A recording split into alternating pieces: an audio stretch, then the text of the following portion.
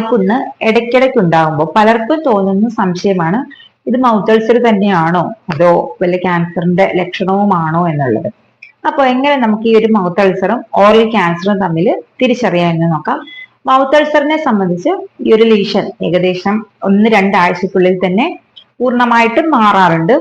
അത് മാത്രമല്ല, ഇതിന്റെ ഒരു വേദന എന്ന് പറഞ്ഞു കഴിഞ്ഞിട്ടുണ്ടെങ്കിൽ തീരെ സഹിക്കാൻ പറ്റാത്തതുപോലെ എന്താണ് കുത്തുന്ന പോലത്തെ വേദനയായിരിക്കും. നമ്മൾ ഭക്ഷണം കഴിക്കാൻ വേണ്ടിയിട്ട് ചവയ്ക്കുമ്പോഴും അല്ലെങ്കിൽ ചെറിയ ചൂടുള്ള വെള്ളം കുടിച്ചാലും അതുപോലെ തന്നെ സംസാരിക്കുമ്പോൾ ആ ഒരു കാറ്റ് തട്ടിയൊക്കെ ഒരു പെയിൻ ഭയങ്കരമായിട്ട് കൂടുന്നതായിട്ട് കണ്ടുവരാറുണ്ട്. പിന്നെ നമ്മൾ ചെറിയ ചില പൊടിക്കൈകളൊക്കെ വീട്ടിൽ ചെയ്യുകയാണെന്നുണ്ടെങ്കിൽ ഈ വേദനയിൽ ചെറിയൊരു ശമനം കാണാറുമുണ്ട്. പിന്നെ ഒരു ലീഷൻ ശ്രദ്ധിച്ചാൽ അറിയാം, നമ്മൾ നാക്കുകൊണ്ടൊക്കെ ടച്ച് ചെയ്ത് നോക്കിയാൽ അറിയാം, വളരെ സോഫ്റ്റ് ആയിട്ടുള്ള ഒരു ലീഷൻ ആയിരിക്കും ഇത് പലപ്പോഴും. പക്ഷെ ഓറൽ ക്യാൻസർ എങ്ങനെയാണെന്ന് ചോദിച്ചാൽ ഇതൊരിക്കലും 2-3 ആഴ്ച കൊണ്ട് ഹീലാകുന്ന ഒരു പ്രശ്നമായിരിക്കില്ല. വളരെ ക്രോണിക് ആയിട്ട് ഇത് വായിൽ തന്നെ ഒരു പുണ്ണ് പോലെ തന്നെ ഉണ്ടാകും. മാത്രമല്ല, ഇത് ചിലപ്പോൾ വലുതാകാനും അതിന്റെ ഒരു ആഴം കൂടാനും ഒക്കെ ഉള്ളൊരു സാധ്യതയുണ്ട്. അതിൽ നിന്ന് ഇടയ്ക്ക് ബ്ലീഡിങ് വരുന്നതായിട്ട് കാണാറുണ്ട്, ബ്ലഡ് വരുന്നതായിട്ട് കാണാറുണ്ടാകും.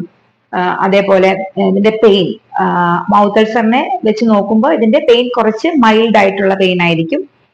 പിന്നെ ഒരുപാട് ദിവസങ്ങളോളം നീണ്ടു നിൽക്കുന്ന ഒരു കണ്ടീഷൻ ആയിരിക്കും ഇത്. ഇതിന്റെ ഒരു കൺസിസ്റ്റൻസി എന്ന് പറഞ്ഞിട്ടുണ്ടെങ്കിൽ സോഫ്റ്റ് ആയിരിക്കില്ല, വളരെ ഹാർഡ് ആയിരിക്കും, അല്ലെങ്കിൽ അതിന്റെ ഒരു കട്ടി കൂടിയ ഒരു ലീഷൻ ആയിരിക്കും ഇത് പലപ്പോഴും. നമ്മുടെ ഫാമിലിയിൽ ആർക്കെങ്കിലും ഇത്തരത്തിൽ ഓറൽ ക്യാൻസർ ഉണ്ട് എന്നുണ്ടെങ്കിലും ഇത് മൗത്ത് അൾസർ ഉണ്ടായാൽ, റിക്കറന്റ് ആയിട്ട് മൗത്ത് അൾസർ ഉണ്ടാകുന്നത് നമ്മൾ സംശയിക്കേണ്ടതാണ്. അതുപോലെ തന്നെ നമുക്ക് എന്തെങ്കിലും ദുശീലം ഉണ്ടെന്നുണ്ടെങ്കിൽ, പുകയിലയുടെ കണ്ടമാനമുള്ള ഉപയോഗം, ഡ്രഗ്സിന്റെ ഉപയോഗം ഒക്കെ ഉണ്ടെന്നുണ്ടെങ്കിലും ഇത്തരത്തിൽ ക്യാൻസറിനെ സംശയിക്കാവുന്നതാണ്. അതോടൊപ്പം ഈ ഒരു മൗത്ത് അൾസറിന്റെ കൂടെ, ഓറൽ ക്യാൻസറിലാണെന്നുണ്ടെങ്കിൽ ഇത്തരത്തിലുള്ള അൾസറിന്റെ കൂടെ വെയിറ്റ് ലോസ് ഉണ്ടാവാം, അമിതമായിട്ടുള്ള ക്ഷീണം ഉണ്ടാകാം, ഫീവർ ഉണ്ടാകാം, ബ്ലീഡിങ് ഉണ്ടാകാം. ഈ ഒരു രീതിയിലൊക്കെ ലക്ഷണങ്ങൾ കാണുന്നുണ്ടെന്നുണ്ടെങ്കിൽ തീർച്ചയായിട്ടും നമ്മളൊരു ബയോപ്സി വഴി ഇതെന്ത് പ്രശ്നമാണ് എന്നുള്ളത് ഡയഗ്നോസ് ചെയ്യേണ്ടത് അത്യാവശ്യമാണ്.